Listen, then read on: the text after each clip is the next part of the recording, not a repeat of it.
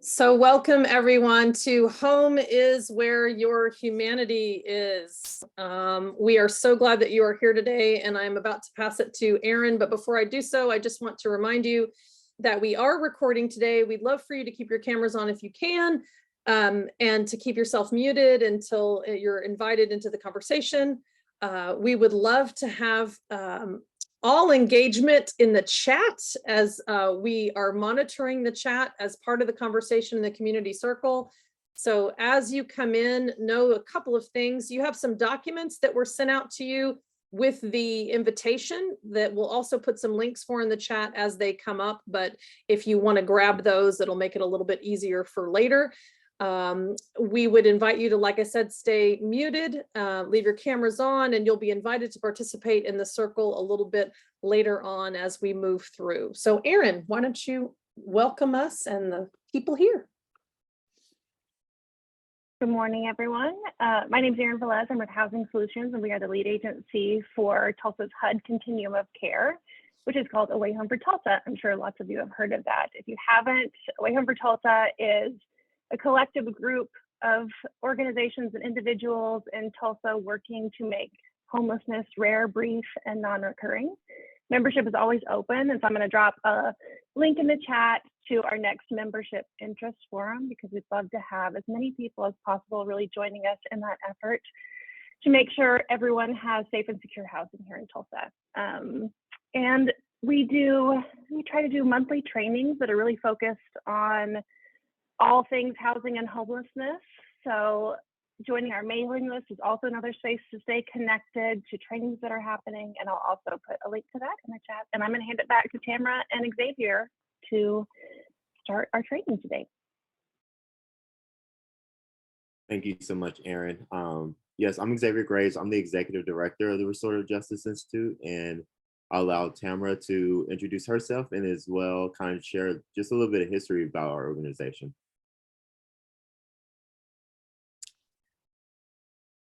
Hello, welcome. It is my pleasure to be able to be with you all today. I am Tamara Labach. I'm the founder of the Restorative Justice Institute of Oklahoma. We've been in establishment since 2018, and our mission is to end the inequitable and retributive nature of our state. We do that through a lot of different means that Xavier is going to be talking about, but the main way that we do that is by helping people know that they're not the worst thing that they've ever done, nor the worst thing that's ever happened to them. So this extends us into a lot of different circumstances with restorative justice and transformative justice. Places where we can do training, help mediate conversation, create community, build circles. So you're going to learn a little bit more about how we do that from Xavier, but I'm just really excited to have partnered with Housing Solutions and to have us here today doing this work. Yeah, so with the Restorative Justice Institute, we have 5 pillars, 5 areas of focus that we focus on. That's on the next slide that's coming up. Mm-hmm. So we, of course, do restorative and transformative circles. You'll actually be able to experience kind of what that looks like, as well as be able to participate in that later on in this training. We also do victim impact services, where that is supporting victims or people who have been harmed in the court system or any other kind of system, as well as allowing people who have also caused or transferred that harm to kind of understand the impact that their actions had on someone else. We do training and consulting. That's why many of you are here. We want to let y'all know just how restorative justice can help organizations and so many different spheres within our society be more restorative and support our neighbors and our citizens. And we also do coaching for organizational leaders, school leaders, community leaders of how to be restorative as well. And then, of course, advocacy, because we are not just about restoring one harm, but transforming the systems that continue to perpetuate harm by serving the voices of people who have experienced harm, to let them share their story, let people know the impact of their other actions and systems having on them, so that it's not just never again to that person, but never again to no one else. But that's kind of overview of what we do. And you'll learn and see a little bit more of us. But we asked you like who is familiar with RJ, and a lot of us have heard about it, but we really want to let you know what RJ is, so restorative justice. So Tamara, do you mind just sharing kind of a definition what restorative justice is? Sure. So when most people think about restorative justice, they think about this idea of an alternative to the criminal justice system, a way to be able to have a dialogue that centers the victim's experience and focuses on repairing the harm rather than just punishing the person who has caused the harm and centering the person who's caused the harm.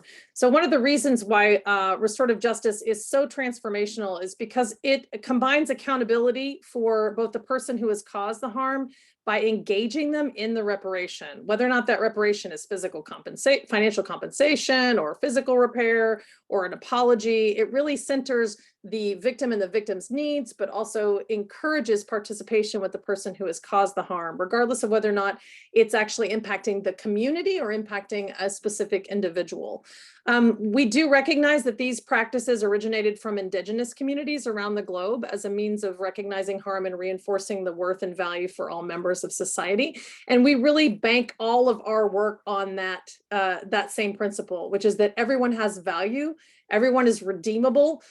We really believe that there is a lot of ways in which we can continue to lift up the value of each individual in the society and not cut off anyone or exile anyone in that particular process.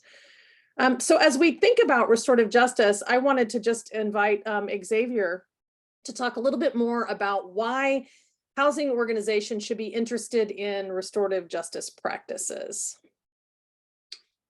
Yeah, so you will see here the restorative approach and how it's different from an uninvolved or permissive or authoritarian approach, a punitive approach as well. But what we also understand that restorative justice is not just a tool, but it's a framework for us to see and push back against our carceral state and center people's humanity. And as we will discuss today is that there's a cycle between homelessness and incarceration. And the reason why that cycle exists is because mass incarceration is the child of mass criminalization.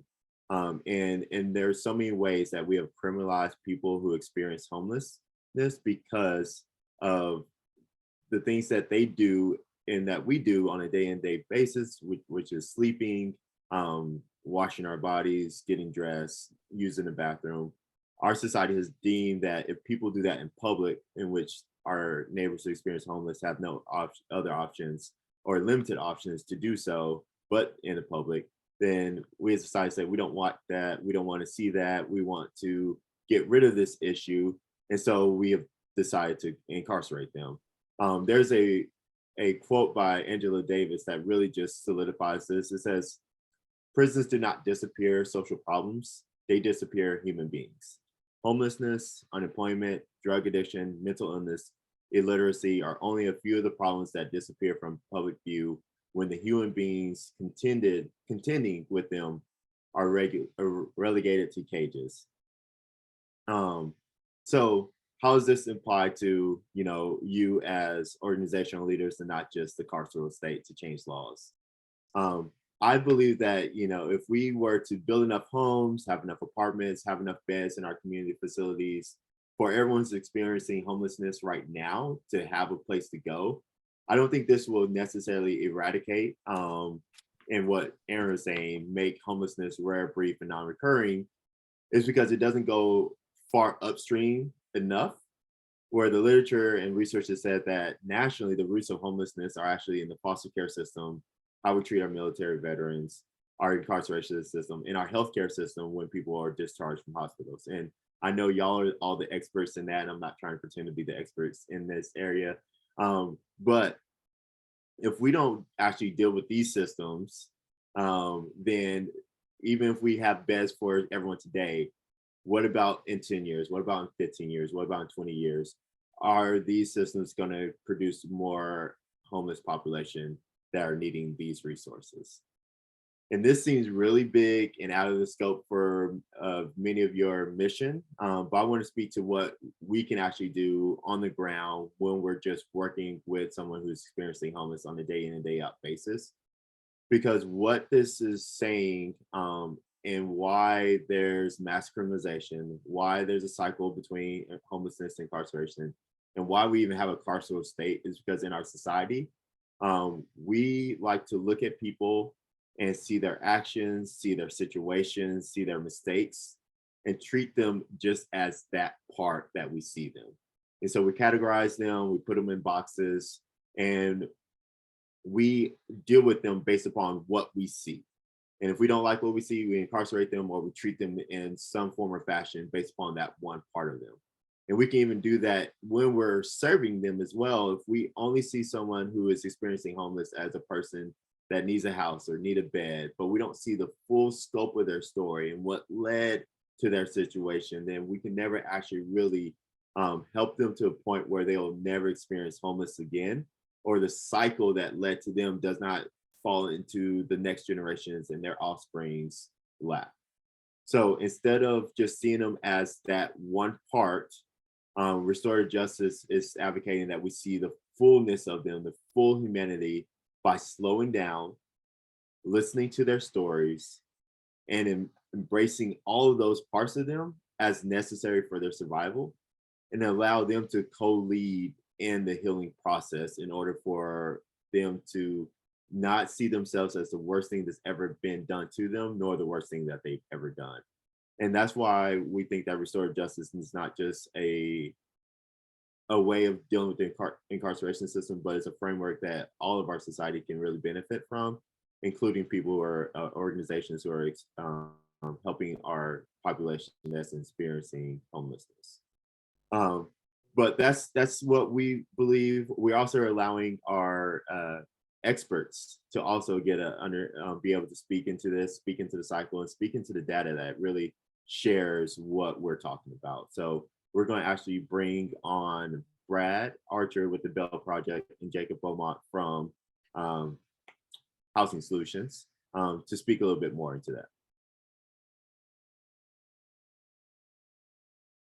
Give me 1 second, Brad. I'm trying to find you on my list here. If you could unmute, that will help.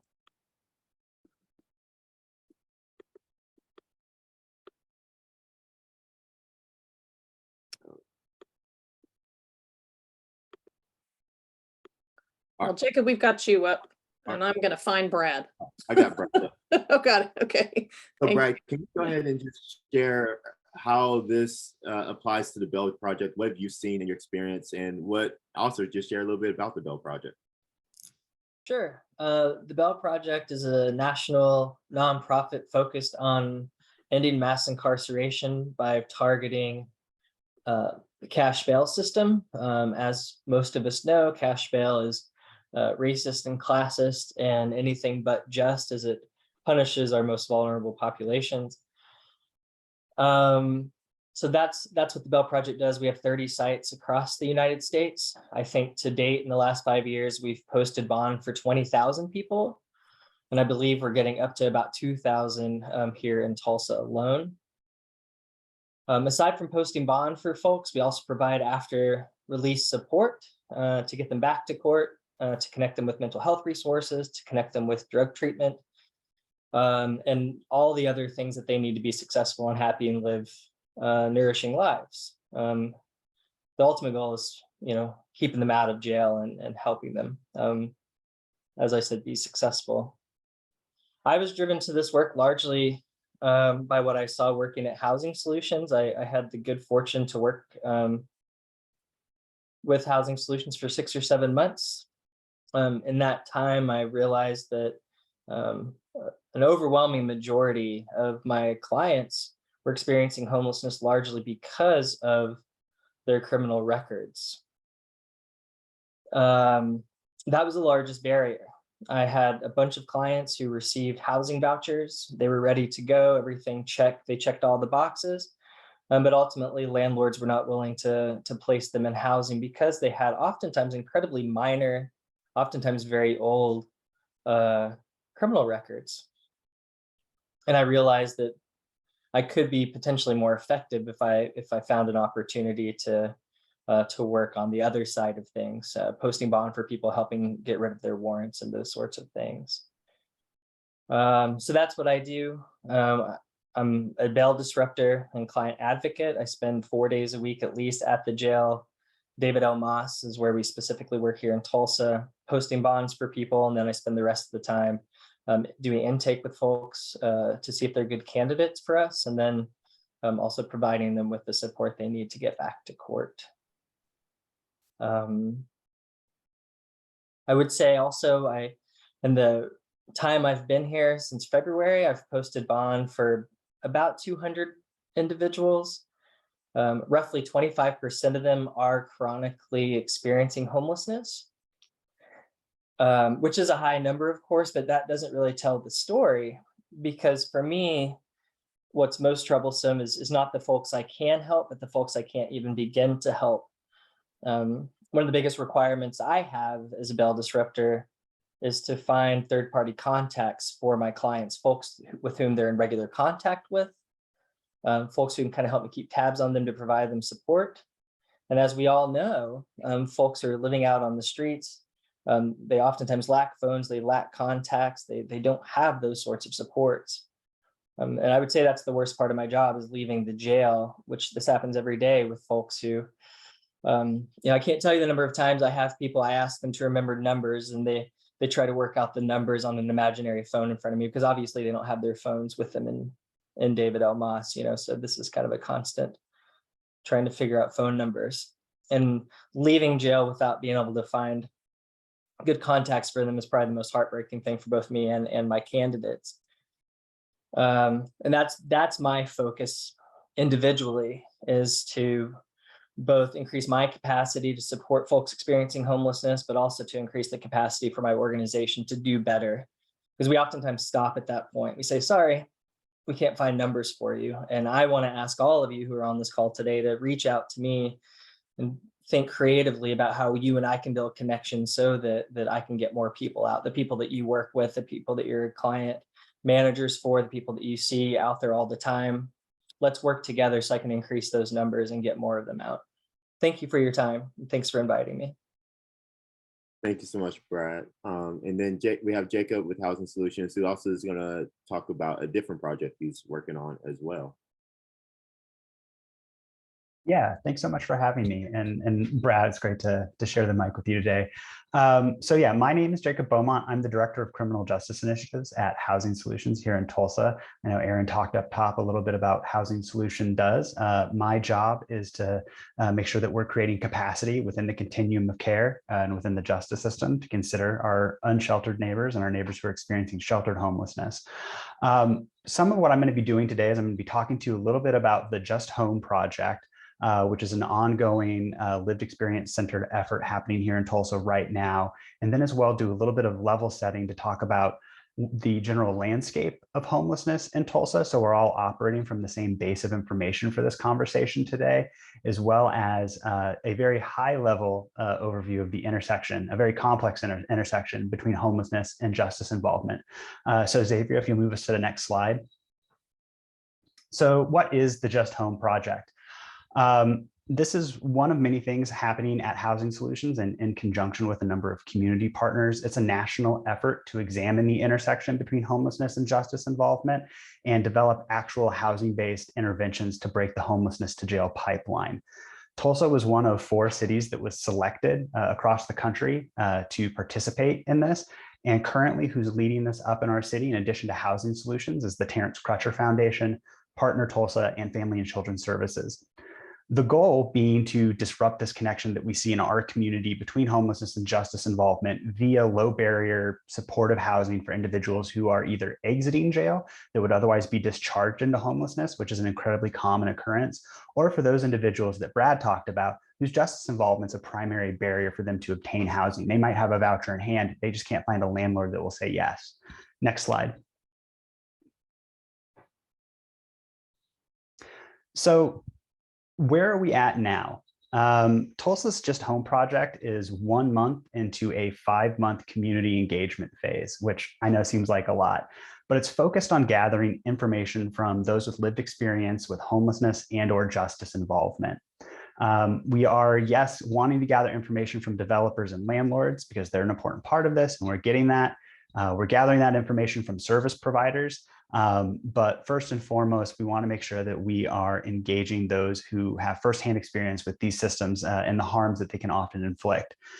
So when I talk to people about a 5-month community engagement period, the question, well, it's not even a question, it's generally like, wow, that's a lot of time. Why are you doing that? Well, it's because we want to make sure that, across this coalition on the Just Home project that we've built, we have a ton of expertise in community engagement and organizing and finance and housing and governmental structures. But we don't have, that expertise in terms of lived experience. And we want to make sure that we're raising that up and valuing it just the same, because ultimately we want to instill transparency and accountability in this program. And we want to make sure that it's something the community feels is going to serve them. And to that end, they need to play a very significant role in shaping it. The idea being that we want to create solutions with and not for this population. So we are doing a lot in the realm of one-on-one survey and engagement, building a lived experience advisory board, doing things to elevate individuals within this population to leadership levels to make sure they're making the decisions with us. Next slide. So let's get into the overall landscape about homelessness in Tulsa and talk a little bit about who is impacted by homelessness in Tulsa. For those not familiar, every year we execute what is known as the point in time count, or PIT count, PIT, which is a census of our community's homeless population at that given time. So if we look at 2022 by the numbers, we see that roughly just north of 1,000 Tulsans are experiencing homelessness. We see this is divvied across roughly 700 single adults, 238 families with children, and then 118 partnered couples experiencing homelessness. The way we generally see this break down, 38% are unsheltered. Unsheltered homelessness is how we generally conceive of homelessness when somebody says that phrase to us.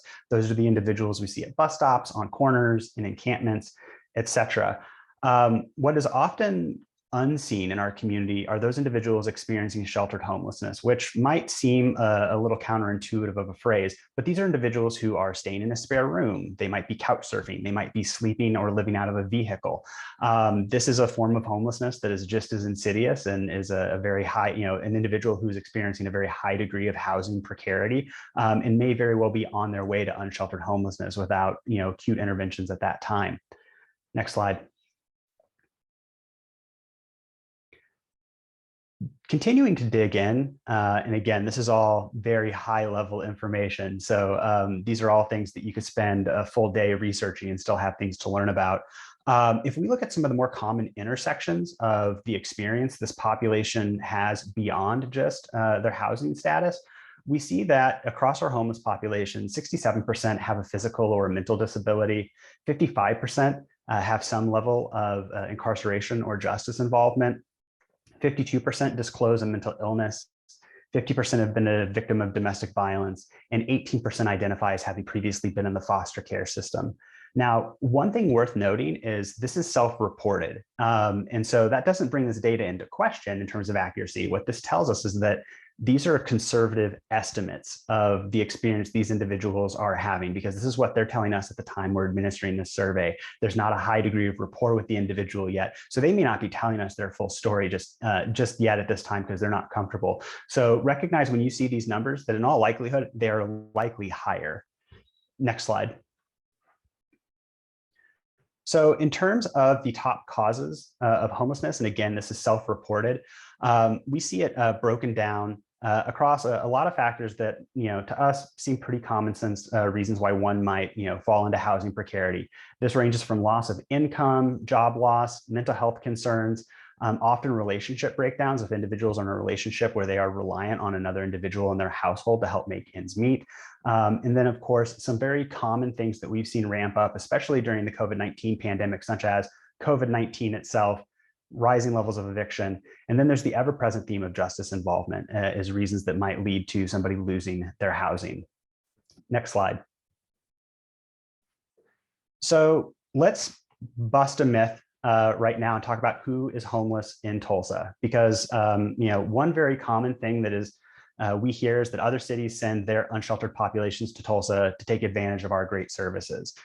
Now, I've had the opportunity to live all over the country, and no matter where I've lived, I've always been told that the city I was currently in was the city that everyone sent their unsheltered population to because of their great services. And so when I lived in Las Vegas, it was Reno that shipped their unsheltered to Las Vegas. When I lived in Milwaukee, it was Madison that shipped their unsheltered to us. When I lived in Missouri, in Kansas City, it was St. Louis that shipped their unsheltered population to Kansas City. And then in St. Louis, it was Kansas City that was doing that, which, if you were to think about it, it would mean that on I-70 at any given point in time, crisscrossing Missouri, our bus is full of people in search of the best services in Missouri.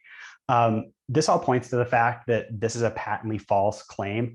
Nationally, 75% of the people who are experiencing homelessness nationally are still living in the city in which they became homeless. And this is backed up by data that we've collected in Tulsa.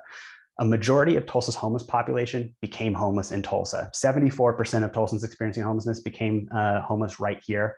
Another 12% of Tulsans experiencing homelessness became homeless elsewhere in the state. And these are often individuals who become homeless in a more rural part of the state and need to go to the nearest urban center to simply receive services because they don't exist where they became homeless. And then only another 14% became homeless in another state. So when people talk about who becomes homeless in Oklahoma, it is Oklahomans that become homeless in Oklahoma. When people talk about who becomes homeless in Tulsa, it is Tulsans by and large that become homeless in Tulsa. There's no ring of individuals shipping them on buses to the nearest metropolitan area or trading populations. Next slide. So let's start talking about how homelessness intersects with the justice system. And at a very high level, we'll talk about the homelessness to jail pipeline with two key facts that very clearly feed into each other. So people experiencing homelessness are 10 times more likely to encounter law enforcement, and we'll dig into that on the next slide here in a little bit. And then people who have a history of justice involvement are 7 to 13 times more likely to experience homelessness. So we can see very naturally how if you're more likely to experience homelessness, you're more likely to encounter law enforcement, you're more likely to become justice involved, you're more likely to experience homelessness. Next slide. So digging into this a little bit more, people who are experiencing homelessness are far more likely to need to engage in activities that we've currently classified as low-level offenses to survive. This is going to be things like trespassing, setting up an abode, items like that. One common thing that we also see, having done this work on the municipal side of the courts, is larceny of merchandise from a retailer. And when I say larceny, the default assumption might be, they must be stealing high-end goods to resell. But the reality is, the most common things we see, shoplifted by this population is food, diapers, baby formula, clothing. These are all things that if we were all faced with this situation of we can, steal what we need to feed our child, or we can let that child go hungry because it's against the law, we're going to choose to steal to feed that child. It's a natural act of survival that we've happened to criminalize. It's the criminalization of public health concerns. Because of these activities, they're more likely to encounter law enforcement as a result of this. When you encounter law enforcement, you're more likely to acquire tickets, court dates, the fines, fees, and the jail stays that result from that. And then as a result of that justice involvement, you move further out onto the margins in terms of being able to access things like housing, employment, healthcare, and other key services because you're justice involved. Next slide. So the last myth I'll bust as I wrap things up here. Let's talk about homelessness and crime. And one common myth that people who are experiencing homelessness are violent, dangerous, or they're more predisposed to committing crime. The simple fact is that when you look at all the variety of intersections we discussed earlier in this presentation, such as disability, mental illness, things like that, people experiencing homelessness are statistically far more likely to be victims of violent crimes than actually the perpetrators of violent crimes. You have a very vulnerable population that is very easy to target and prey upon. The other fact here is that outside of the crimes, quote unquote, of survival that we just discussed associated with having to live outside, these acts that any of us would commit if we were in that situation, people experiencing homelessness are statistically no more likely to be a criminal than a housed person. So when we talk about how inherently criminal or criminologically predisposed, the unsheltered population is, outside of these acts of survival they have to commit every day simply to live because they have no other option, they're no more likely to be criminals than anybody else on this call. So I want to thank you all for your time today as we kind of cover this, and I'm looking forward to jumping more into this conversation. Thanks, Xavier. Yeah. Thank you. And before you go, Jacob, yeah. just thank you so much for also breaking those myths, because these are the myths that are busted once we like take the time to slow down and actually listen to stories. And I know that the Away Home for Tulsa and Housing Solutions have been doing that, and the Just Home Project has really been about that data collection. If you are willing, can we go ahead and take some questions from the audience if they have any for any of the information you brought up? Yeah, sure. If we've got time in the running show, I'm happy to answer questions now or during the Q&A part, whatever works best for y'all. Awesome. All right, so let's go ahead and bring Brad up. If any of the audience members have any questions, they can go ahead and type in the chat or unmute and go ahead and ask away.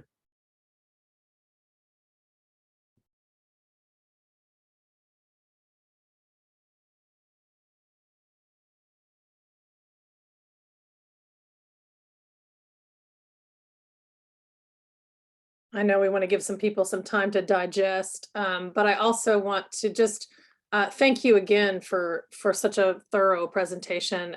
I feel like one of the things that we just come into contact with so often are these myths about who the homeless population actually is. And I know that we're going to get into a little bit more lived experience from some individuals who've experienced homelessness in the Tulsa area, but I just wonder if there are any more of those myths that you might want to lift up while we're waiting for folks to consider their questions. I was just actually typing this into the chat. I think there are two related myths that I've come across, both as an outreach worker with Housing Solutions and now in my capacity as a bail disruptor. The one being that folks experiencing homelessness simply want to be there, that they choose this lifestyle, that people have offered them other opportunities and they've simply rejected them. But of course, if you dig into that deeply, the reality is the opportunities that are offered to them simply are opportunities that work for them. This is a deeply, deeply traumatized population of people offering, and we saw this, well, we've seen this here in Tulsa, of course, but also recently in New York City with the Democratic mayor there, whose plan is to simply round up all the people experiencing homelessness and stick them in shelters, completely ignoring the fact that for many of those folks, shelters are incredibly traumatizing places, right? So we don't take into consideration that the solutions that we offer folks experiencing homelessness simply aren't solutions that will work for them because of their profound needs and the profound trauma they've experienced. And now in my work with the Bail Project, I hear the same thing sometimes, is that, well, folks want to be incarcerated, that folks experiencing homelessness would prefer to live behind bars. And that is patently false. I mean, I've posted bond for a little over 200 people now since February, and I can count on two fingers probably the number of people who have refused my services outright and said, I don't really want to talk to you because I'd rather stay here. Everybody wants liberation. Everybody wants freedom. Nobody wants to remain locked in boxes. I mean, this is one thing about David L. Moss. Most of them are in solitary confinement-like conditions all the time. They don't report on this, but because of COVID and because of other factors, our folks who are in their cells 23 hours a day. They only get out maybe to be fed, and sometimes not even then. So nobody wants that, especially people experiencing mental health crises, especially people who are experiencing drug addiction and the withdrawal symptoms resultant from those addiction issues. So anyway, that being said, those are two of the most pernicious, I think, bits of misinformation, is that people choose either to live on the streets, or people living on the streets would prefer to be incarcerated. Neither of which is true, but it certainly allows a lot of people to throw up their hands and say, well, it's not my responsibility. There's nothing I can do. Yeah, I think the one thing I'd piggyback off of that, because that was actually one of the first myths that I wanted to dig into as well, is that people want this. As a part of the Just Home Project, working with our lived experience coordinator, Bernita Smith, who I know that we're all going to hear from a little later this morning, we've had the chance to interview a number of individuals who are actively experiencing unsheltered homelessness. And one of the questions we ask them is, what do you wish every Tulsan knew about your experience? And one thing that we commonly hear is, I want people to know that I don't want this. I want normalcy. I want security. Now, one thing that we need to assume, or we need to work on as service providers, is not assuming what normalcy and security look like, because that's when we start to get into elements of other social control. Because one piece of feedback that we've received as a part of this, and it's interesting because there's a lot of academic work around creating solutions and communities that replicate elements of the carceral state. And so I've always known inherently in my bones that like, hey, you want to make sure when you're developing a program, it doesn't feel like more prison. And we had a participant say that directly to us, like, man, some of these programs just feel like more prison to me. And it was one of those things that like, it unlocked that thing that I've kind of known this entire time. And so it's making sure that we aren't putting our own assumptions about what healthy looks like on this population, when our priority should be, let's get them housed, get them stabilized, and then talk about, hey, what does your definition of health look like? What does your definition of an improved life look like? What is your definition of recovery, whatever path that might be? If you want recovery, what does that look like? Instead of saying, hey, we're going to house you, you need to stay sober and you need to participate in this program and we'll see you every day at 6. And if you don't do that, you're out. Puts a lot of preconditions on folks. We do have, thank you so much, Jacob, for bringing that out, that, asking them that question of what does normalcy look like for you? Just taking the time to ask them those questions and allow them to be a part of that co-leading gets exactly why we're having this conversation. We do have a question from the audience. I'm gonna go ahead and spotlight Mimi from Women in Recovery. Go ahead, Mimi. Jacob, that was a wonderful presentation. Can you, without putting you on the spot, how does Tulsa compare to like-sized cities? Or maybe that's something you need to kind of inquire about and get back to us on another call, but curious.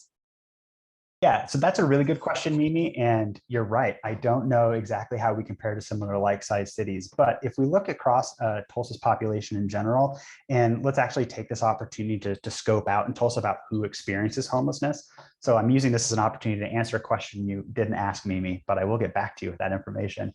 What we know is if we look across Tulsa, roughly 30%, upwards of 46% of our BIPOC population accounts for our homeless population, but they're only 37% of our overall population as a community. So we see that they're overrepresented within the system of care for homelessness, as well as overrepresented within the justice system.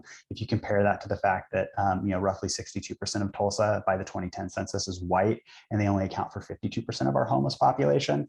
We also see that a majority of our unsheltered population, our population experiencing homelessness, sheltered or unsheltered, fall into the age range of 18 to 44. So these aren't the incredibly young; these aren't aging seniors. Each of those populations accounts for roughly 10% of who experiences homelessness. But it is those folks in the middle who are young adults, that are falling into this homelessness for a wide variety of reasons.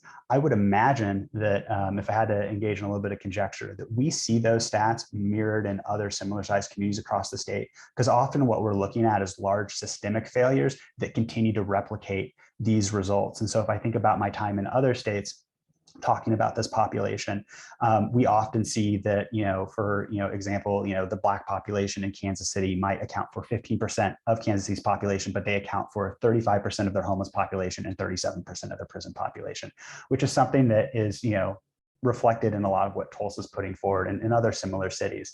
That said, I will answer you more directly via email after this once I do a little bit of digging. Good question. Thank you so much, Mimi. Did we have anyone else wanting to come on? Jasmine had her hand up. I just want to make sure. I know you're getting ready to speak, Jasmine, but if you want to ask a question, feel free. Actually, it wasn't a question. It was a myth that went right along with what Jacob talked about. Okay. Being a teenager when I was experiencing this, the myth is always that those young people that are experiencing homelessness are bad or runaway kids, or there's some sort of young criminal, which tends to lead them into that life way, even though that may not be where they were actually going. Thank you. Yes, absolutely. Absolutely. All right. Any other questions from our audience? Yeah, I'll ask one more, just because we hear it a lot, and it's been a while since I've been at your community meetings, but often the community will ask, and these are people that are perhaps donors or uninvolved, and they're not within the scope of the work that we do, but how to best help and address street corner solicitations. with food, with water, with funds. I used to give out a business card for the services Kathy offers through our HOP program, but what are your recommendations that we can provide to the community so there's a level of consistency with that language? I love that question, Mimi. Who wants to go first? So I think first and foremost, that's a really great question and one with another complex answer. But I think across the board, first approach it from, approach the individual with a sense of compassion. Again, we assume that individuals are somehow choosing to have to engage in this to get by, when realistically, that might actually not be the case. The other part is also, if they're asking, give them what they're asking for. I think that's the big thing, is also making sure we're not approaching this individual and assuming that we know better, and that if they're asking for money and I give them a bottle of water instead, that I'm somehow still helping them. If they're asking for money and you have money on you and you're comfortable giving it to them, give them that instead. I think the one thing we don't want to do is assume we know what's best for this population. So be compassionate, and when possible, give them what they ask for. That's my general approach, though. Yeah, I'll take that. Oh, go ahead, Brad. I would just say it's important, I think, to have dialogue with those people asking that question, to remind them that our city just recently allotted exactly $0, which is jaw-dropping. $0, not even a token 10 grand, to address the issue of homelessness and really talk about what this means and the role that we as individuals play in kind of filling that gap. I think most people don't understand just how dire the situation is here in Tulsa. And having that conversation and just being real about it, that someone's got to do this. And it certainly is not going to be our city leadership. Yeah, and Brad, oh, go that's ahead. okay. Go ahead, Xavier. Okay. I love the fact that you brought up the macro political standpoint, because sometimes we get so quick to solve those visible issues of people on the corner and soliciting and at Quick Trip. But if that situation were to go away, where's our reminder that we need to be advocating and seeking policy that this needs to change? Just because it disappears from our eyes doesn't mean that problem or the situation has changed for people who are experiencing this.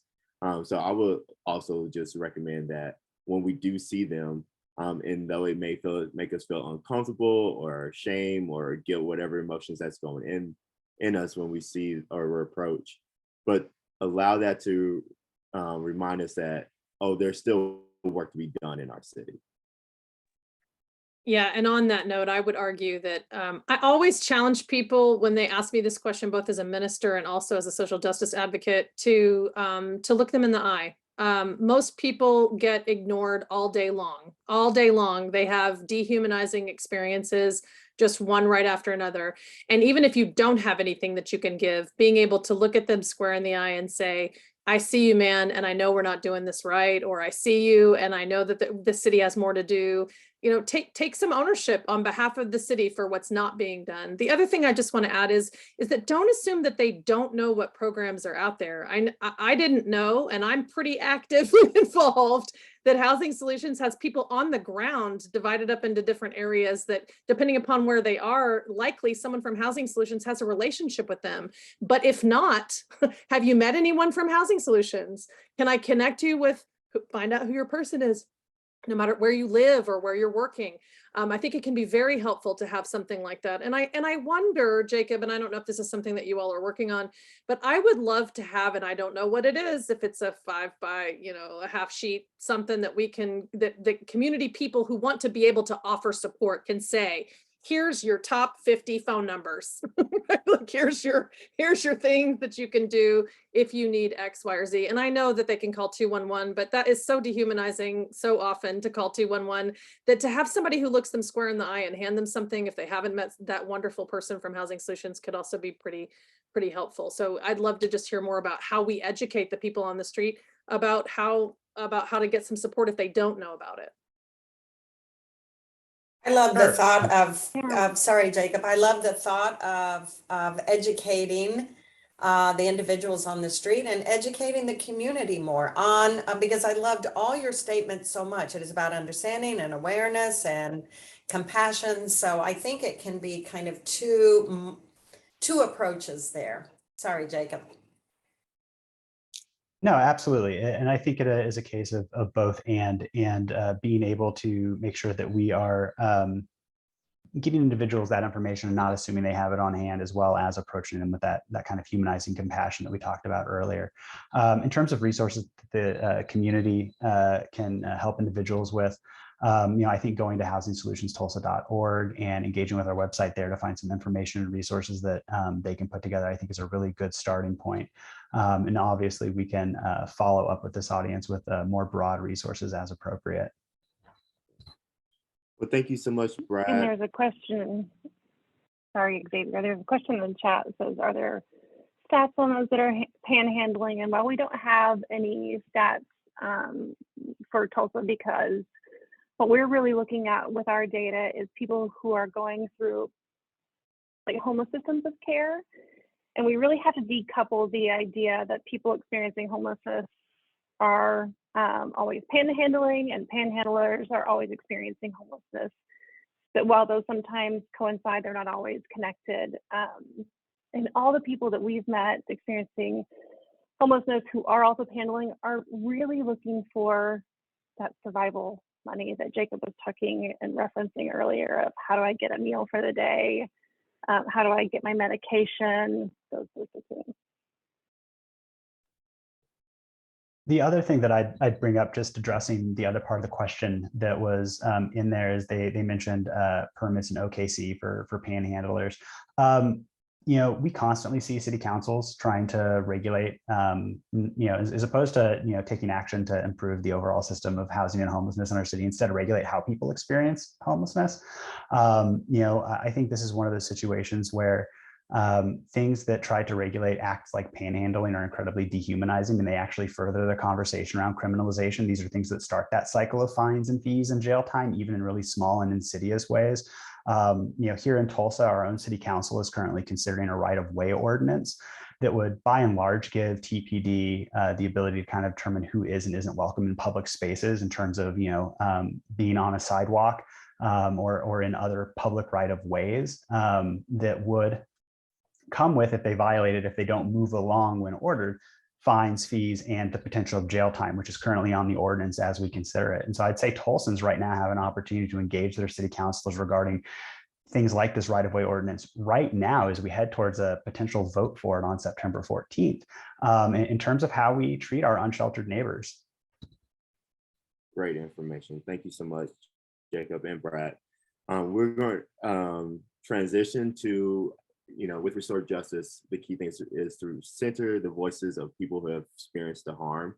And so we have two people who have lived experience of being homeless and their stories, and we want to actually give them time to share that, their stories and their experience of homelessness as we transition to a circle where we'll begin to break down the whole cycle. So Jazzy, if you don't mind just sharing who you are, what you do, and then go into your story a little bit for us. Okay, cool. I will totally do that. My name is Jasmine Toby. I am from Tulsa, but I just boomeranged back here. So right now I am a career and culture coach, working with in Tulsa and other small nonprofit organizations throughout Tulsa. And I am going to tell my story. And if this is the first time I've publicly talked about my experiences as an unsheltered or homeless person as my teenager. So bear with me because this is my first time. And I wrote it down, so I'm going to look at my notes as well as I go through. But essentially, I was about 17. I might have been 16, right before 17, when I became homeless. I had to leave my birth mother's home because I had been abused and neglected mentally and physically for pretty much all of my entire life. And it had got to the point where I physically couldn't take it anymore. And it was also a point of financial abuse. I was the only one working, and my parent was essentially taking the money that I was earning and using that to pay our subsidized bills in the home. And so essentially I had to leave mostly because of the physical abuse. And at the time I was going to school. I was going to VOTEC, Tulsa Technology Center. I was also in high school. I was always a straight A student. I was always a good kid because school was my safe haven. And I always felt safe there. I always connected with the teachers. And so it was nobody had an idea that I was experiencing abuse. No one had any ideas about anything. And when CPS was alerted, nothing was done.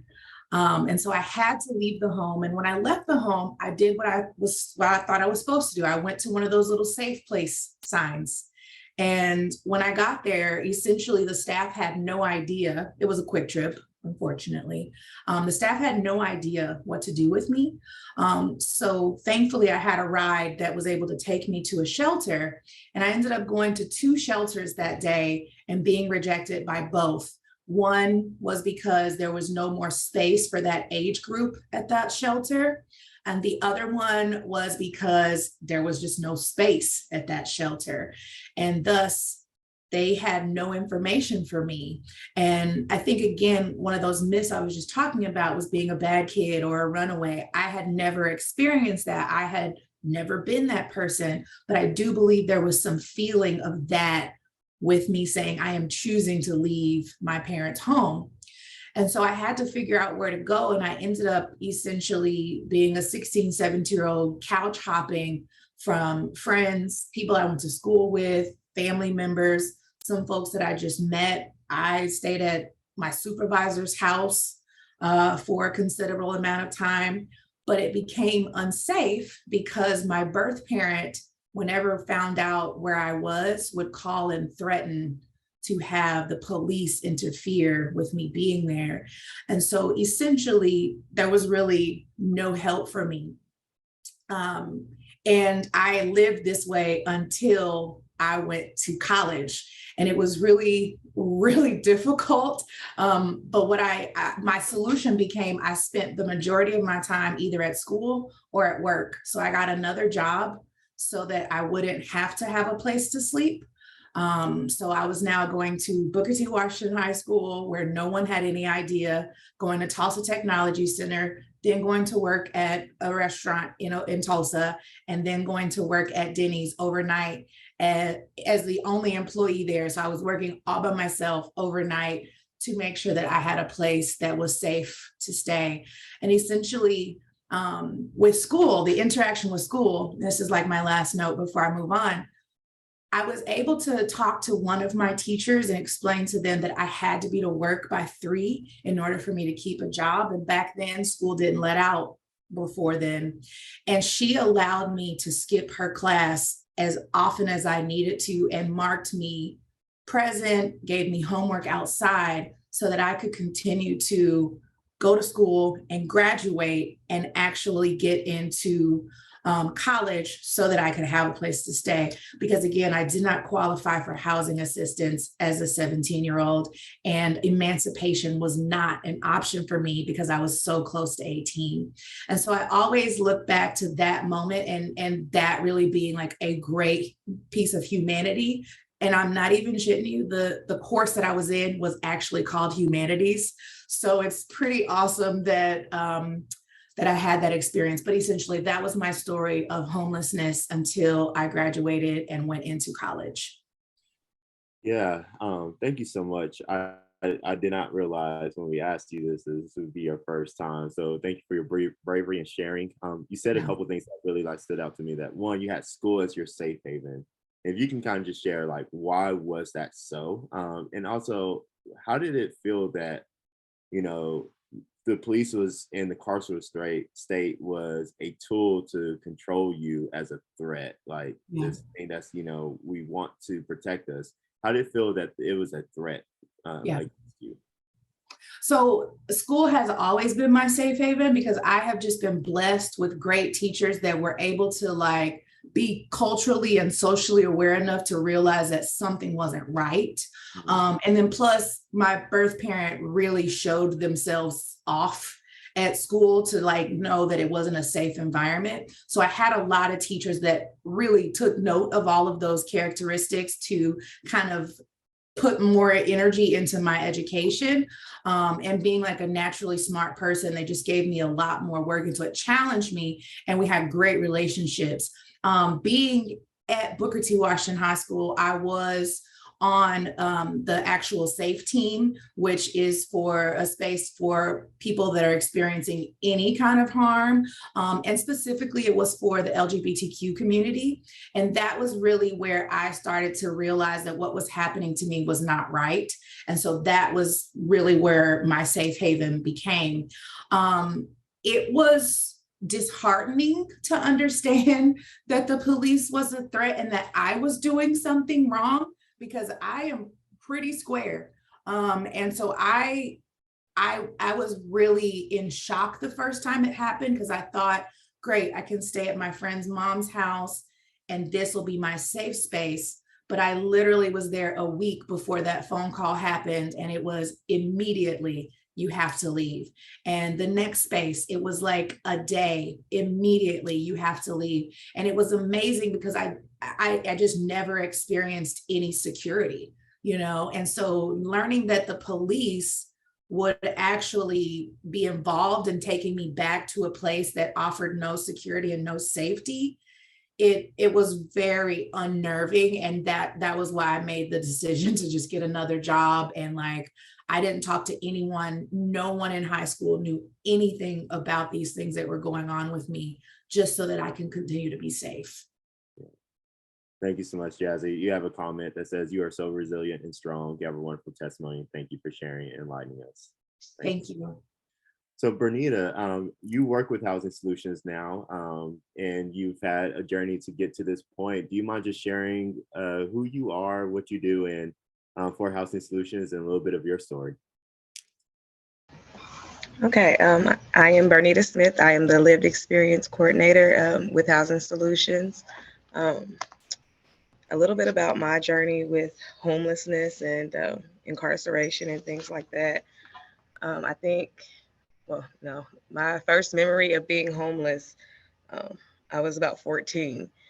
I went through some physical abuse and sexual abuse when I was younger, and I decided to leave home, and that in itself just created a lot of, runaway issues. So in and out of the juvenile detention center, things like that, I became really aggressive and just, belligerent, kind of wild. And that went on for a couple of years. And eventually it got to a point to where my mom was just like, I don't want her to come back home. She can't come here. The state kind of, tried what they could do, which was place me in other group homes in different facilities. And because of how I responded to things, I would always end up getting put out. And that was a cycle for a couple of years. It actually didn't stop until I got pregnant and was able to get my own place at 16. From there, I got into a relationship with a person a lot older than me, and who exposed me to a lifestyle that, I didn't know nothing about, because I did come from a pretty, overall, my family was pretty decent growing up, but I kind of did a lot of things in that relationship. I was exposed to drug use and things like that. And so, along with the toxicity of the relationship, and also being an addict, I just kept getting in trouble. I got into a lot of trouble. And eventually I got into a point to where it was like, okay, like you don't get any more chances, So I went into a program, the Women in Recovery program. I graduated that a couple of months ago.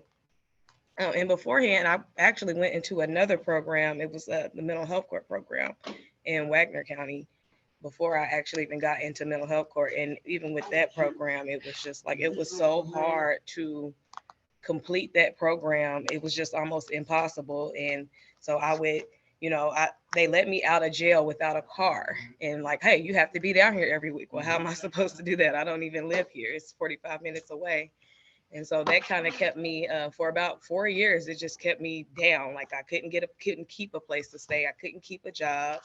I kept going to jail because I couldn't always make it to report in like the way I was supposed to. So that was that. But when I got into the Women in Recovery program, I was actually able to, sit down and really look at myself and figure out, the part that I played in why my life was not getting better.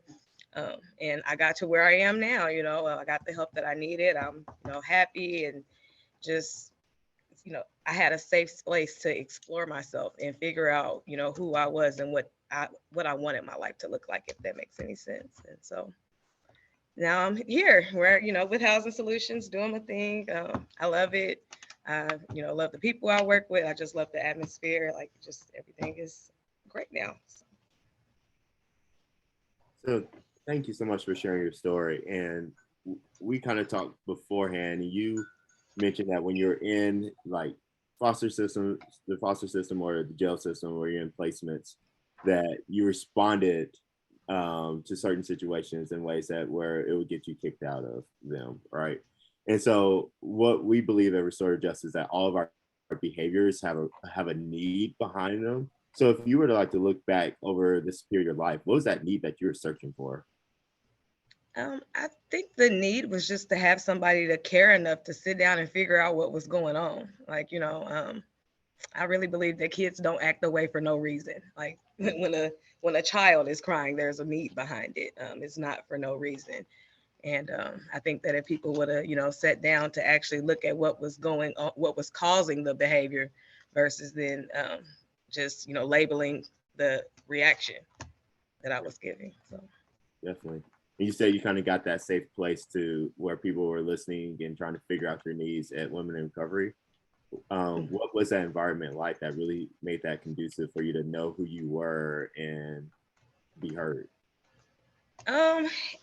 Honestly, it was, the one, it's funny because like, I don't think I would ever say this, but I really needed time to be by myself. No kids. Like I had my first child very young.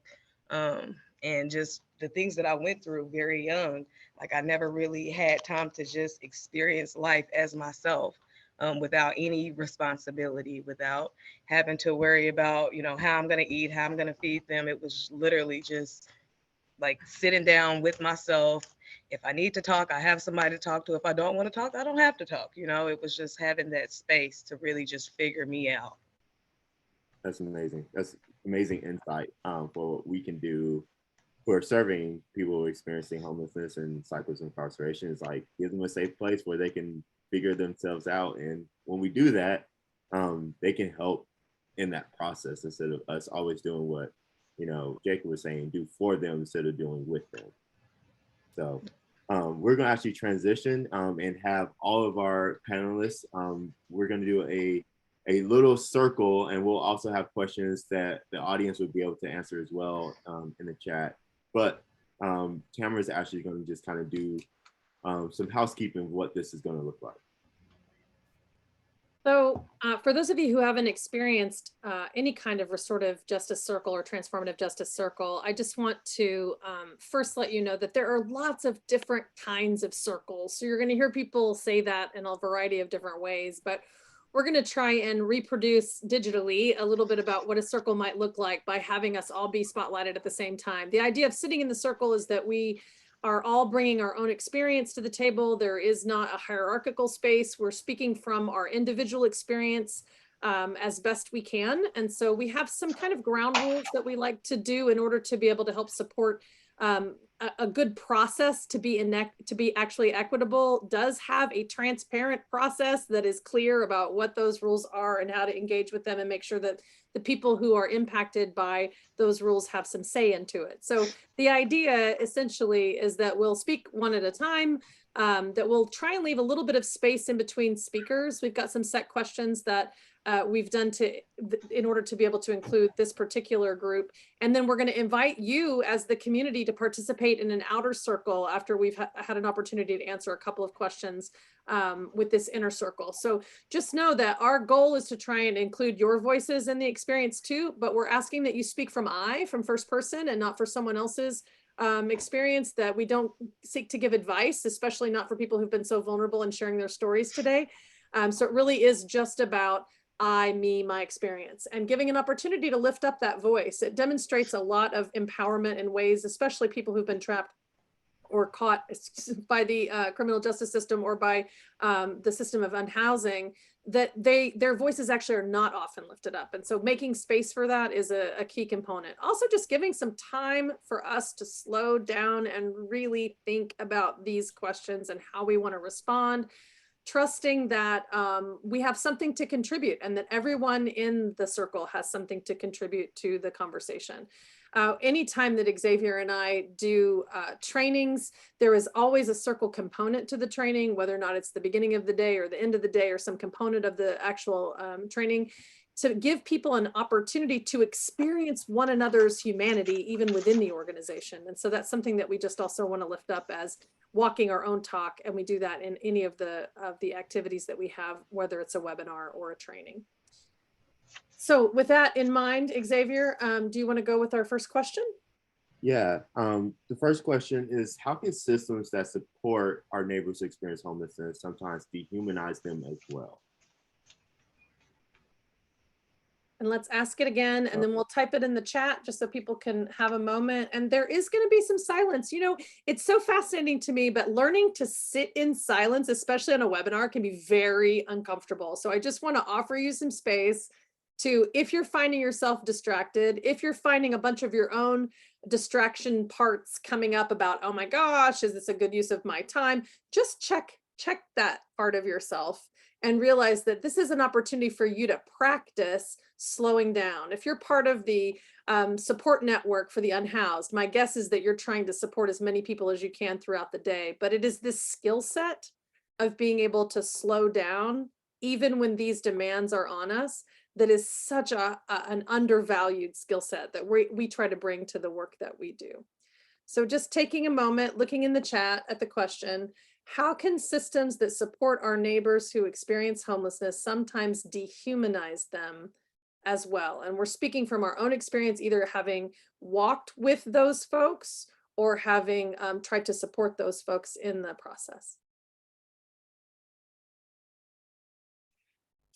Do we just unmute and answer if we have? Yeah, so Janelle, this first part is just for the circle on the screen, and then we're Oh, going to we'll invite the community to participate as soon as we can. And the way that we're asking you to participate once we get there, just so you know, is actually to type your responses to give you a chance to really think through your answers. And then Erin is going to be looking at those answers and inviting folks, lifting up those voices for folks. Thanks for asking, Janelle. So I can answer this question from my experience. I would say that creating those barriers for success and those barriers for growth was really a problem. Like, this is because you're this age, because you come from this place, we don't have space for you, and we're not going to try to figure it out for you. And still trying to juggle being a teenager in high school while also trying to find my own home. Those barriers into that system really prevented me from being able to continue to grow as being an adult, and having to just kind of like go and seek all those things. It took away something in the human space for me, and feeling like if I don't meet this criteria, then I'm not really experiencing a problem, and that my problem is not as dehumanizing or as traumatic as someone else's that may be completely unsheltered and they don't have, anything going on.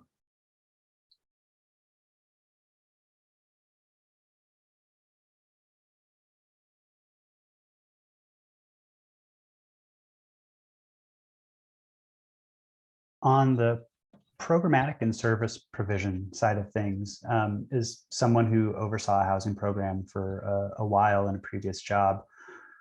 I think one of the patterns I saw myself falling into was kind of assuming what the population needed, which is inherently a dehumanizing thing. There was one gentleman we were trying to house, And I was frequently hearing that, he just wasn't staying in the apartment that we gave him. And the idea wasn't, well, what does he need? The question was, well, what's wrong? But when we actually made time to sit down with him and say, hey, what are the challenges you're experiencing? The answer that came across was, I've been experiencing unsheltered homelessness for years, and being underneath a roof makes me anxious. Being surrounded by four walls makes me anxious. And so the idea had to become, hey, what do we do then to make this a solution that's something you're amenable to? How can we work together to meet in the middle on this?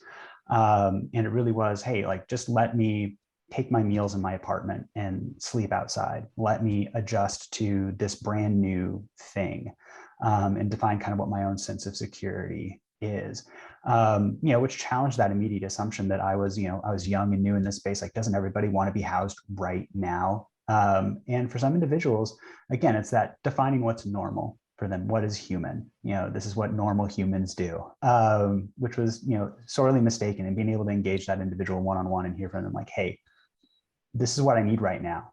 And it's going to be practicing eating in my apartment to begin with, and then trying to move on to sleeping there from there on out, not just saying, here are your keys, have a nice life.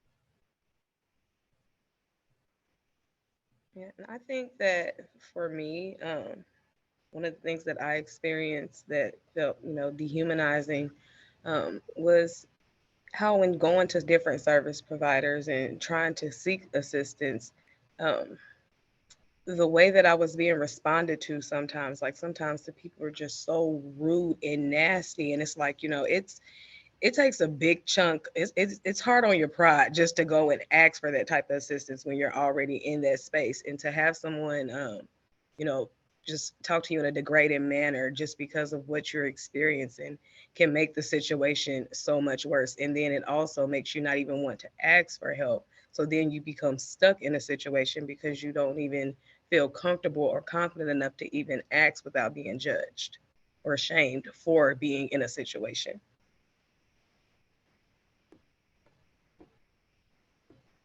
Yeah, and something that Bernita spoke to earlier really spoke to my experience too.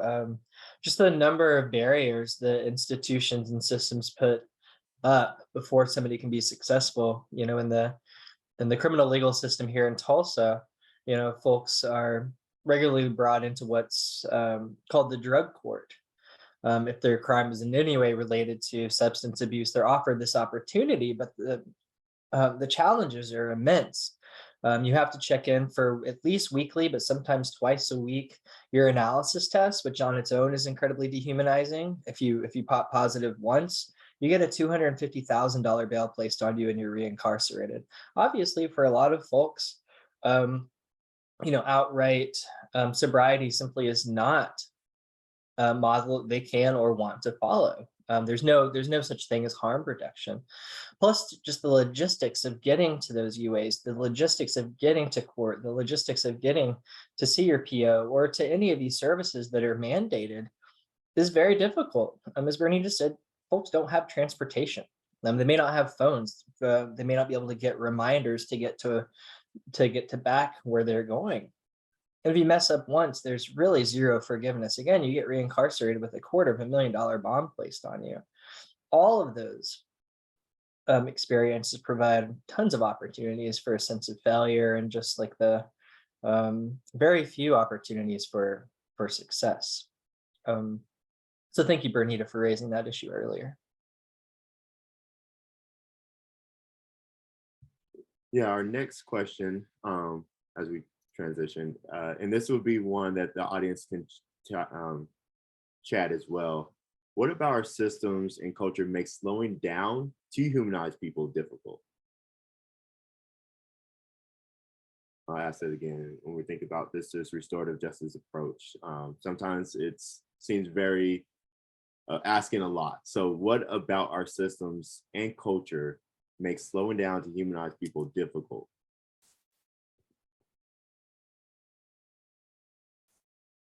I'm actually going to go first on this one because I think it's a segue from the last question into this question. So part of RJIOK's work in the state of Oklahoma is that we run circles at the diversion hub in Oklahoma City. And these are opportunities for folks who have come into contact with the criminal justice system and go through the diversion hub to sit in a restorative circle and reflect on values, really. Values in which the caseworkers, case managers know no more than they do. And so it's an opportunity really to sit in a common circle with their case managers, also with RJ practitioners and other folks who have had contact with the criminal justice system, and really reflect on things like, what is resilience? What does forgiveness mean? What is respect?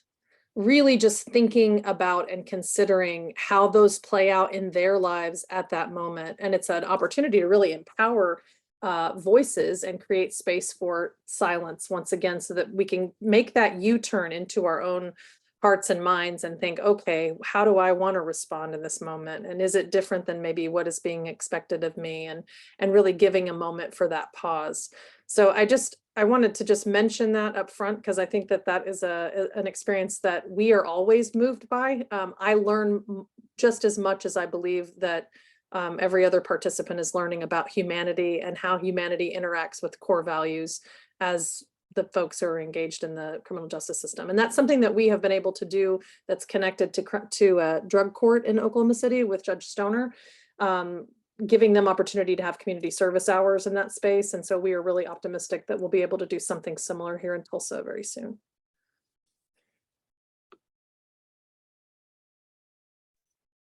I think one of the things that really leads to this sense of urgency is that so much of what we've discussed today realistically are public health concerns that we've moved under the auspices of public safety. And because we have to approach it through a public safety lens, there's this inherent urgency that gets approached to it, where we need to measure things in terms of absolute safety at all times. When realistically, we're looking at an under-resourced public healthcare system, we're looking at an under-resourced public services system, and then we're also looking at, certain parts of, the justice system that are also comparatively under, resourced when we look at like alternative court space and things like that. And so kind of lifting up what Christina and Elena both highlighted in the chat, it's as service providers kind of operating from this space of scarcity, also operating under the auspices of this public safety lens that leads to this inherent sense of urgency where things need to be done right now, and it needs to be measurable. It needs to be, reportable in 6-month chunks. You graduate this program in X number of months, you achieve sobriety in 12 steps. Here's that variable X, where X is for whatever problem we're trying to solve, that we're going to solve this problem within, as opposed to taking that more individualistic, slow to down approach and maybe waiting until an individual is ready to pursue something. There's this, very common concept I'm sure most of us on the call are familiar with, that, is that idea of the housing first model, where it's housing with minimal precondition, is, really nice to talk about in theory, but organizations often have a hard time implementing it, because the idea is you're going to house somebody and let that be the foundation for them to pursue secondary and quality of life improvements, as opposed to saying, you're going to be housed and it's going to be contingent on you maintaining sobriety. You're going to be housed, but it's going to be contingent on you maintaining participation in program X, Y, or Z, as opposed to, we're going to house you and then we'll talk about these other things from there. And no matter what you do, we're going to continue to house you. And let's start from that space, as opposed to having to move quickly through the justice system, move quickly with limited resources.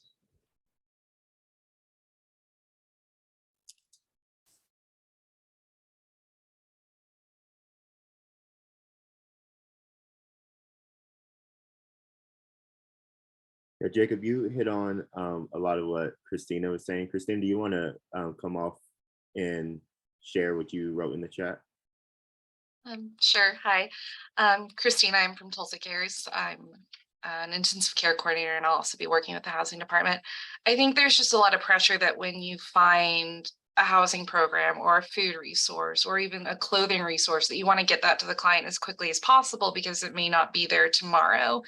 And sometimes as quickly as possible doesn't work for the client, or they're not ready for that resource, but you're still just thinking, well, this is a referral and I can complete it now, so I'm just going to do it, and I'm just going to plug them into it, even if it's maybe not appropriate or what they need at this moment, because you don't want to lose that resource. Thank you so much. And Elena also had something to say. Elena, do you want to come off mic and Sure. So I'm at home with COVID, so I'm definitely not going to turn video on right now. So, but something that I've found is really difficult is, and I've experienced this multiple agencies, just we all have such large caseloads and so much need out there. And it's really difficult sometimes to take that moment and take that space and just like sit down and talk with someone for 10 minutes. Like, don't worry about their housing care plan. Don't worry about, you know, all these bullet points we have to hit as part of, you know, the case management services that we're providing. Just like listen, just like sit back, let them talk, let them guide. And I don't know, that's been so foundational. Having that relational service aspect is really the best way that I'm able to establish any trust with my clients over any period of time. I mean, whether it's just one interaction where you actually do something and listen to them that not one person has done for probably a while. It gives trust, it gives respect. And it's how I have to do it. Like, no matter what my caseload is ever going to be, I can't not do that. You know, like it doesn't make sense to me to be a service provider without making those connections. So that's it. Thank you so much.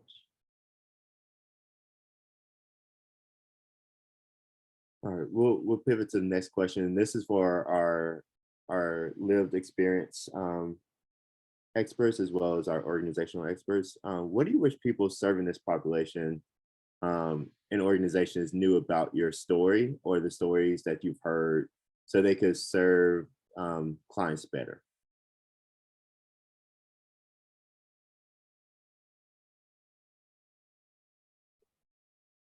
And I would actually love to start with Jazzy or Bernita on this question. I just wish that someone would have talked to me. You know, it wasn't until high school that it was really clear that I was being abused. And no one talked to me. And so I just wish that, I don't know what the regular process is for like CPS or any of these other social services, but if there would have been someone that had talked to me to understand my perspective in the situation that I was going through, it wouldn't have been so difficult. You know, I understand case management and social services and all that, but like when CPS did come to the house, if they would have just stopped and talked to me for at any point of time, I feel like my story would have been different.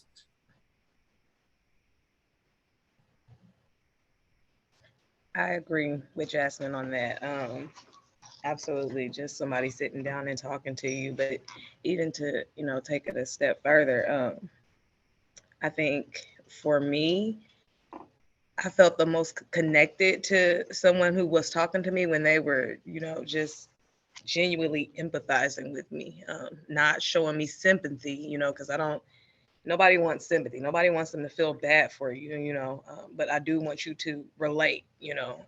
And so having someone that could relate and just, you know, be able to have that conversation with, I feel like, you know, it made it easier to open up to share, you know, a piece of myself with a person that, you know, could potentially help me. So I think that just really, you know, finding a space within yourself to relate to someone when holding those conversations with them during their difficult times is important. That mirrors a lot of what we hear at the Diversion Hub as well, which is about just being listened to fully with your computer down, your phone down, your pen down, your resource guide down, eye contact, mirroring, present, right? Just able to fully listen to what someone is saying without the understanding, and maybe even giving those boundaries right up front. Like, I really want, like, before we get started on anything, I have exactly 5 minutes or 10 minutes. And I just want to hear what's going on for you. Boom, you're going to get it all, right? And letting them know up front, I've only got 10 minutes because I'm only going to have 20 total with you today or 15 total with you today. And I want to see if we can get you some resources. But the most important thing first is to hear your story. Jazzy brought up it wasn't until high school when she was first heard. And I used to work in a high school setting, and there's brothers who are being abused at home and was, you know, in the foster care system. And the one thing that I wish people knew that were there to support them was it's not our place to say if they're using or abusing their sad story in order to manipulate other people. Like, even if they are, which you know, who's to say, but they're doing that out of survival. And sometimes we have such a fear of like, I don't want to be taken advantage of, and that is very valid. But those are all survival instincts that we just need to see them for that, and to be able to serve them despite that fear that's in us about being taken advantage of.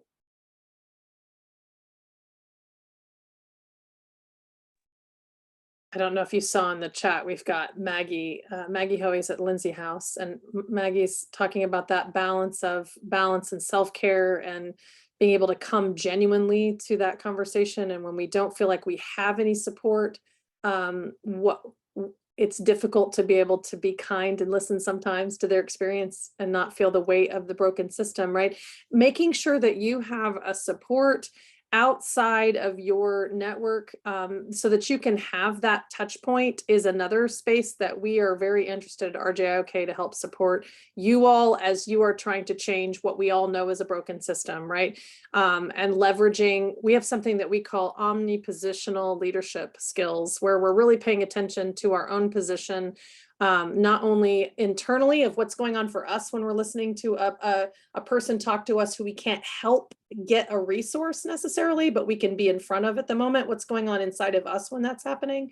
And then what about our own role? How can we have power and leverage our role in our position, in our organization, to be able to help folks make change in a sustainable manner, so that we're actually working up from the people who are having direct contact into the people who are actually doing the policy change, the decision making, the organizational structure, and so forth.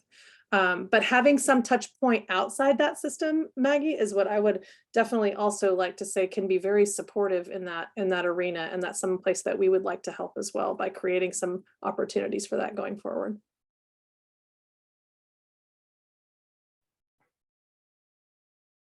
I think one thing that I'd like to highlight about engaging with this population, especially through the Just Home project, is exactly, you know, not assuming that these aren't experts in and of themselves. You know, Bernita and I have had a chance to interview close to, you know, 150 individuals with lived experience. And when we say, hey, what are the types of solutions you'd like to see? These aren't, you know, answers they give us that are very general. They have concrete policy recommendations that they'd like to see change. They can identify, this is the part of the criminal justice system that tripped me up. This is the part of the housing authority that tripped me up. This is how we need to change look back periods to help me. You know, this is the type of housing that I'd like to see. It's not just throw any housing at the wall and give it to them. They say, I want to specifically see a pathway from smaller forms of living to home ownership, or I don't want a home because I don't want that much space, but this is the kind of housing I need. These are individuals that have very concrete recommendations for how we can develop systems that truly address their needs. And so I would challenge us all as service providers, you know, when we're thinking about a program and we're developing out that logic model, instead of thinking of this population as just the people who are going to receive the outputs and be the outcomes, what can we do to make this population a valuable part of the input process? Let's move them to the front of the logic model with the funders, with the programmatic experts. Let's compensate them for their time. Let's bring them in and help them, you know, have them drive this conversation as well. Because the number of concrete policy and program recommendations that have come out of this short community engagement period have been absolutely amazing and are going to have an impact on like what Just Home looks like moving forward. And I think it's really easy to assume a lack of expertise among this population, when in reality, they're leading this just as hard as anybody else attached to this project currently is.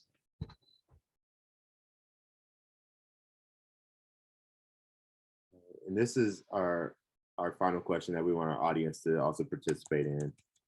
We've talked about the problems, but what are some strategies that have been helpful? Jacob just mentioned, you know, all these things that Just Home Project is doing.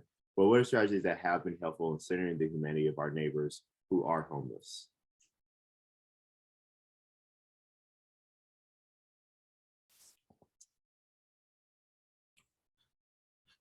I could say just from the department standpoint and on the district level, I think one thing that's been very exciting over the last couple of years, we've been developing out what's called a misdemeanor diversion program or early diversion program. And it kind of speaks, Xavier, to your first question about,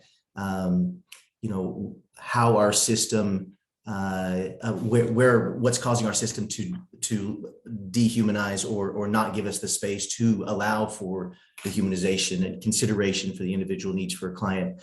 And in this case, that's kind of been a particular focus of mine is not necessarily trying to change the system, because the system is doing exactly what it's intended to do. It's processing cases. You have attorneys that are litigating, you have judges that are sentencing, they're doing, and so the goal is not to consider the needs, it is to process a case. And so frankly, my interest has been in creating spaces and time where we have more time to have these conversations that everybody is discussing and is brought up to truly ask a human being what their needs are and start to build buy-in and determine how we can help. So just on the district level, and I'm shout out to Jacob and his help. We've been working on this for a while, and it's based on the special services docket on the municipal level. It's been a huge success on the district level, and I believe that we'll continue to build on this. And that's kind of the theme is it's not that the system doesn't have space in which we can work with human beings on a more human level.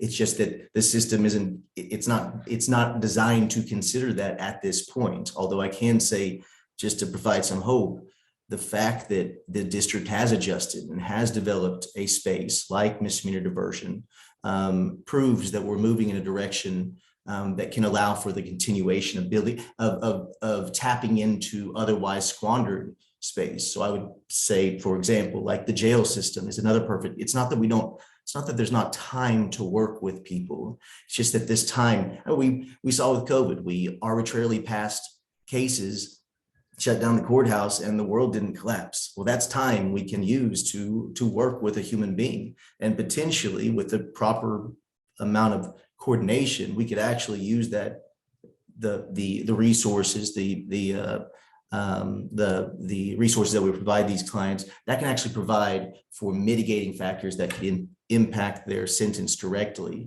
So alleviating the stress that the court system is facing, the reason that the system as is focuses on streamlining and efficiency dispositions of cases that forces a lot of downstream effects.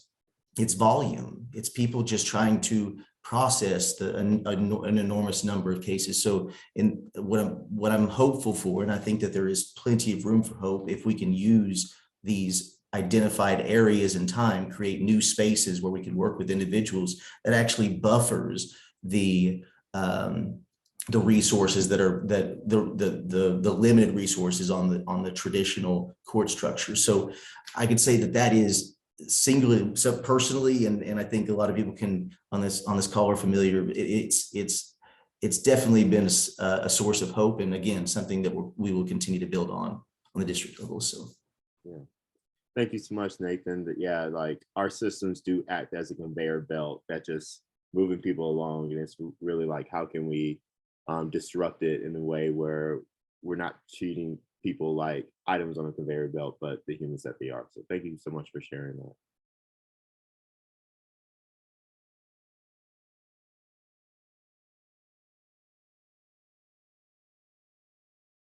Any last thoughts on that last question before we move to transition to some takeaways and next steps? I was just going to echo what Jacob was saying. To inform our Lindsay House strategic plan, we held a focus group of our participants and our alumni, and their ideas were far and away better and like more relevant than many of the stakeholders we had conversations with. And so we're building in how do we do that on a more ongoing basis, because they're truly like closest to the challenges, have the best solutions for the problems. And we felt that, and we're really trying to change what we do to respond to those really excellent ideas that people brought to the table. Thank you so much. Yeah, I think the one thing I'd want to lift up out of both Maggie and Nathan's comments are, I think it's really easy for us to fall into this habit of saying, well, this is best practices, so it must be what's best. And let's all remember that there was a time before these best practices weren't best practices, and they were just maybe bad ideas that over time got reformed. And so we have an opportunity to look at those best practices for this population as a starting point, and then ask questions, how can we leverage this population, their experience? In Nathan's case, how can we leverage discretion within the justice system to start creating spaces for these populations and improve outcomes? So let's look at the best practices as really good suggestions, and then from there, see what else is out there and engaging with this population more directly. We don't have to be that beholden to the past, because we're actually actively creating the future.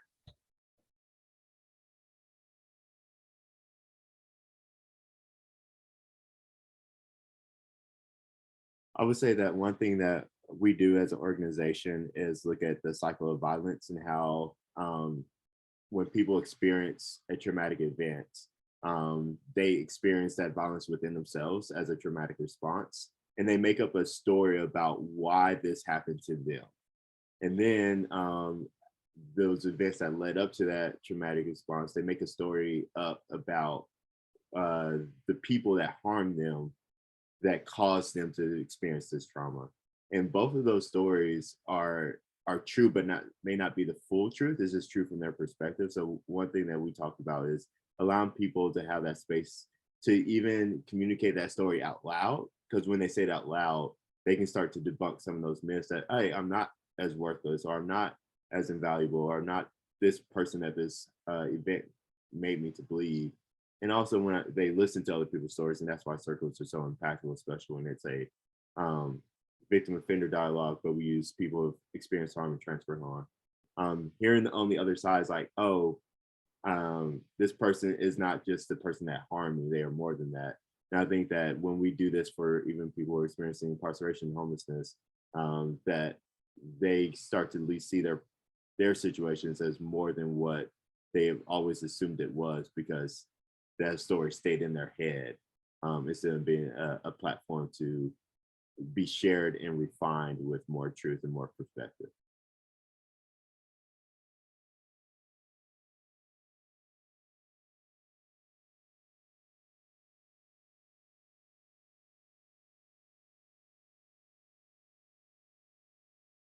So I think we're moving towards closing and recapping a little bit, having some takeaways and getting a little bit of feedback from you all about next steps. Does that sound right to you, Xavier?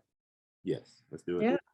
So let's just start with key takeaways. So I'd love to see in the chat, if you want to just take a moment and reflect upon what this has been like for you. One of the first things that we do, one of the last things we do in a circle, is to actually process back what are our key takeaways from the time that we've spent together. And I'd love for you to take a minute and post those in the chat. Just one takeaway that you'll think about going forward, having spent this time with us, and we will do the same. And I'll give you a few minutes to do that. And then we want to talk a little bit about, before we go, about what's next and ways in which you might engage with RJIOK in future support training, and et cetera. And so as you're ready, go ahead and put in the chat your takeaways from our day today. And I'm going to share actually my screen with a, we like to do a checkout as well with a feeling word, which we will get to in a moment. Raising people's emotional intelligence, giving you space to be able to think about what feeling word you might associate with how you spent your time here today. So even if you don't have a specific factoid that you're taking away, maybe an impression, maybe something about what you'd like to do going forward, but we'd love to hear from everyone on the call, if we can, about what you'd like to do now that you've spent this time with us over the past 75 minutes. Hopefully it was a valuable one.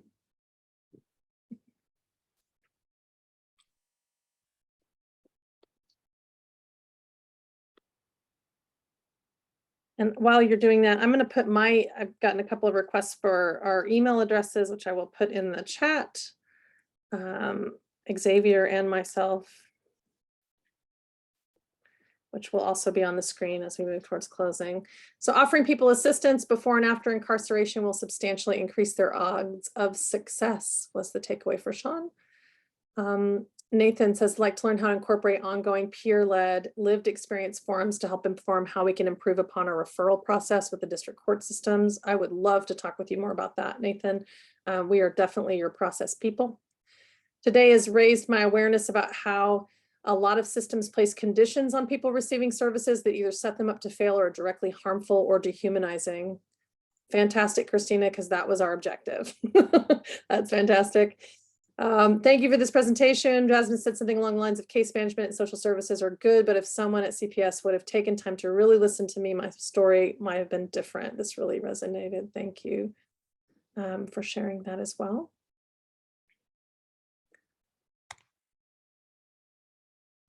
Other reflections. Some people need a safe place where they do not have to constantly have to worry about survival, where they can focus on what they need and who they are. So they're not just defined by what they don't have, what they have or don't have. I love to tell the story of confirmation bias. If you're unaware of confirmation bias, let me just, because we are in social services together, you probably are, but let me just remind you that if people come in with the same symptoms, 3, 4, 5, 6, 7 times in a row, we start to predict that the next 7, 8, 9, 10 people who are coming in have the exact same illness. And the reality is that that's not the case. Meeting people with fresh eyes, with new eyes, being able to listen for those needs behind how they're presenting is exactly how we begin to humanize folks. So thank you for that. Xavier, as I go to share the screen for the checkout, other things that you want to say about RJIOK, about training opportunities and things that are coming for them down the pike? Yeah, and specifically 2 things. If you are an organization that serve clients in the North Tulsa area that are hyper-policed, and I actually do not have my zip codes right in front of me. Actually, I do. These are important because they are covered under a grant that we have. And so if you are serving people in this population, we may be able to support you for free at your organization, which is why he's looking for them right now. 74106, 74126, 74170, 74110, 74115, and 74130. These are zip codes where we're doing a pilot program for transformative justice of giving people alternatives, ways of dealing with their harm and conflict. So many people are experiencing so many different things, and instead of calling police or depending on resources outside their community, what we're doing, we're coming into the community, giving them skills in order to deal with their conflicts, offering and holding circles with them, and tracking that data. And we're going to be publishing that data so that Oklahoma, sometimes we are the most retributive and punitive state in the world.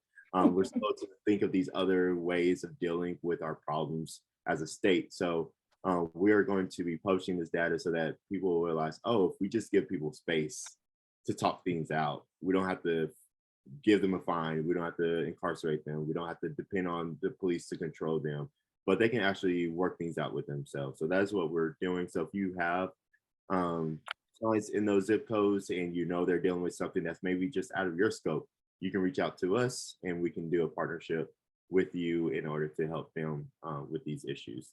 As well as we are also, one of our 5 areas of focus is training and consulting. Like if you're looking for processes and ways to center people's humanity, we can come in, we can do training with team members, we can do coaching with leaders, and help you think through what does this look like in your context. So we're always open to that. And I know that Brad as well wants to share some ways that he can partner with organizations. So Brad, did you want to share anything? Yeah, thank you for the opportunity. If any of you have clients who become incarcerated at David L. Moss, I'm sharing my contact information right now. Please hit me up. As long as their bail is $5,000 or under, I can generally get them out. We also provide free transportation to get them to court. We can provide them free transportation to get mental health services and drug treatment. We can help facilitate connections to all those kinds of supports. Importantly, if you're willing to be what we call a third-party contact for these clients, meaning I just can reach out to you via text to give them court reminders and things like that, that will assure that I can bail them out. Again, that's the biggest barrier to me being able to post bond for folks, is if they don't have a phone number for a case manager or a friend or family member, there's not much I can do. But if you can step into that void and put yourself out there, you don't have to sign any papers. The responsibilities are pretty minimal. You're just saying that you can probably get in touch with them if I need to get them information. Please hit me up. I really want to expand our capacity for working with this most vulnerable and most traumatized population. So hit me up. For any folks who are David L. Moss, even if the bond is beyond $5,000, we can probably make something happen. And thanks everybody for your participation, for the invitation today. It's been so nice to connect with people doing such good work. Thank you. And I just want to add too, before we shift, that part of the training that we offer that I know that a lot of organizations are trying to do in a way that feels sustainable is cultural competence training. So I just wanted to also offer that we have a long history of doing diversity, equity, inclusion training that is grounded in a cultural competence construct that is differentiated and developmental, which is something that a lot of people don't offer.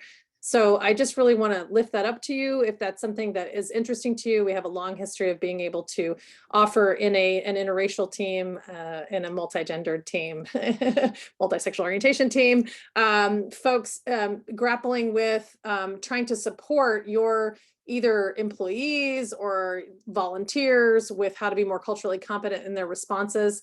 Or in the work that they do. That's another area that we are very interested in because it's directly connected to our mission. So with that, I know that we've given you a wheel here, which is a resource. If you have ever seen this wheel before, it's very helpful to help folks be able to articulate their feelings. You can actually go to bit.ly/EQ-wheel, and it will take you to a very nice needs, whether or not your needs are being met or your needs are not being met, what a feeling might be in that space. And giving folks language for what it is that they're experiencing can be very helpful. It's also in the chat, so you can click on it from there if you'd like to see it. This is an opportunity for a tool that you can use. I know lots of folks that we've trained to keep these on their desktops to be able to use for all of their meetings going forward. So I just want to offer that as a resource, but also see if you would mind putting a feeling in the chat for how you are feeling right now, having spent this time with us. And you can do so whenever you're ready. I also would like to put up for just a moment, and Xavier, if you put that in the chat as well. We do have a community feedback form for this particular webinar, and our emails are right there on the screen. We'd love to be able to hear a little bit more from you about what your needs are, how we might support you, whether or not we can support you going forward, and what that could look like, because we know that there are a lot of service organizations that are looking for ways to support that work-life balance, especially when the system feels broken. And I know that we want to do that as well. I want to lift up Brad as saying that the Bail Project can also pay for warrants on folks who aren't yet incarcerated to keep them out of jail. So just keep him in mind that the Bail Project is a very valuable resource for folks. We're going to stay on, and I know Xavier has some thank yous to do before we do that, but we're going to stay on and give you an opportunity to fill out the community feedback form and play a little bit of music while we wait for folks to go. So go ahead, Xavier, and then we'll let you go off to the rest of your day. Yeah, and another resource, we talked about the Virgin Hub work that we do in Oklahoma City. Just because you're in Oklahoma City, we do travel to Oklahoma City to do work. And we are doing a Justice Link, which is modeled off of, we're not doing it, but Tulsa is getting a Justice Link that's modeled off that Divergent Hub that should be launching in the fall. Thank you so much for all of our panelists. Thank you, Aaron, for inviting us to be a part of the Away Home for Tulsa. Thank you, Jacob, for coming in with all the data and information.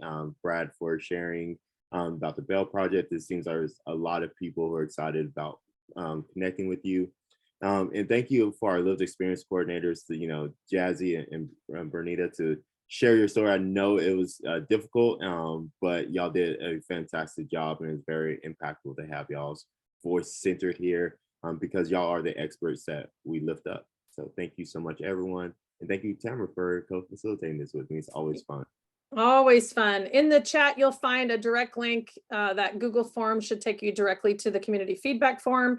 We'll stay on, play a little music, answer questions. But for those of you, we'll also be sending you a link to the video from today if you've got folks you want to share it with. Thank you so much for spending your morning with us. And thank you, Housing Solutions, for co-sponsoring this with us. We are so grateful for all of you and for the work that you're doing in this community. Have a great rest of your afternoon, y'all.